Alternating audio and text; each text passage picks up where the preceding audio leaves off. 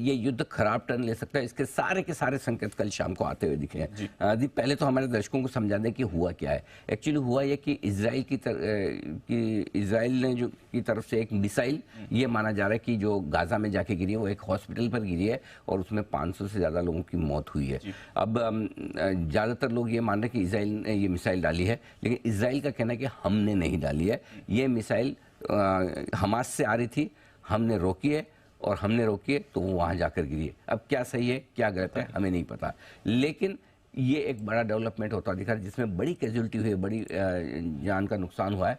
इससे तनाव बढ़ता हुआ दिखा है। उसके ऊपर आज जो कि बाइडेन साहब का दौरा है इजराइल का, लेकिन इजराइल के दौरे के साथ इस जो इवेंट हुई है, ये दुर्घटना जो हुई, उसकी वजह से उन्होंने जॉर्डन का दौरा उन्होंने रद्द किया है। सो ये एक अच्छे तरीके से नहीं देखा जा रहा है। सो आई थिंक कच्चे तेल में जो उछाल आया है $92 के आसपास का, वो इसी घटना के चलते आया है। तो कल 3:30 बजे से आज सुबह 8 बजे के बीच में ये एक युद्ध को लेकर 2 बड़े डेवलपमेंट हुए हैं, जिसमें एक ये कि अब किसी भी वजह से हो नुकसान तो नुकसान है। अब वो इजराइल ने अटैक किया है या हमास ने किया था उसको रोका गया है, या किसी की मिसाइल मिसफायर हुई, चाहे वो इजराइल की हुई हो हमास की हो, ये सब चीज़ें हमारी समझ के बाहर की चीज़ें हैं। हमें ये समझ में आता है कि तनाव बढ़ा है, नुकसान बढ़ा है, और इस तनाव के बीच में अगर अमेरिकी राष्ट्रपति को अपना जॉर्डन दौरा रद्द करना पड़ेगा कि नहीं मैं वहाँ नहीं जाऊँगा, तो ये थोड़ी सी चिंताएं बढ़ाने वाली बात है। और वो चिंताएं आपको कच्चे तेल के दाम में दिख रही है। इसलिए दीप, जिस दिन से ये मामला शुरू हुआ है, हम सिर्फ एक ही बात करते हैं, इस मामले में हमें सिर्फ एक चीज़ पर नज़र रखनी, कच्चा तेल।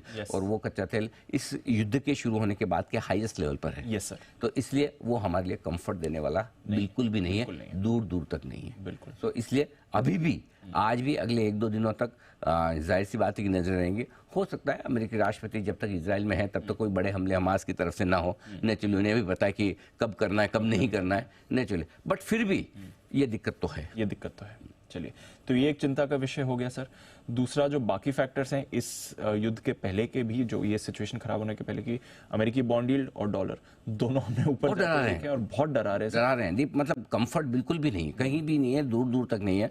आपको ऐसा लगेगा कि मैं थोड़ा नेगेटिव साउंड कर रहा हूँ, लेकिन नेगेटिव और पॉजिटिव क्या होता है, जो फैक्ट है वो बताना पड़ेगा। और देखिए जो बॉन्ड यील्ड है 4.82, मतलब लगभग आपके 23 साल की ऊंचाइयों पर पहुंच चुकी है। 23 साल, ध्यान रखिएगा, ध्यान से सुनिएगा, 23 साल की ऊंचाइयों पर अमेरिका की ब्याज दरें, एक तरह से आप ये समझिए बॉन्ड यील्ड 4.82 4.9 पर पहुंचना, ये किसी भी लिहाज से अच्छा संकेत नहीं। और आमतौर पर ऊंची ब्याज दरें इक्विटी मार्केट के लिए खराब मानी जाती है। अब मार्केट सीमित रिएक्शन दे, कम दे, कब दे, आज दे, कल दे, नहीं दे, ये एक अलग बात है, लेकिन ये संकेत अच्छा नहीं है। आप बॉन्ड यील्ड को इतना ऊपर नहीं देखना है। यही बॉन्ड यील्ड हम थोड़े दिनों पहले 4.2 4.25 के आसपास देख रहे थे, वहां से आपको 70-75 बेसिस पॉइंट बढ़ने में टाइम नहीं लगा, ऐसे चुटकियों में भाग गए। तो ये कहीं बॉन्ड मार्केट कह रहा है भाई ब्याज दरें हायर फॉर लॉन्गर।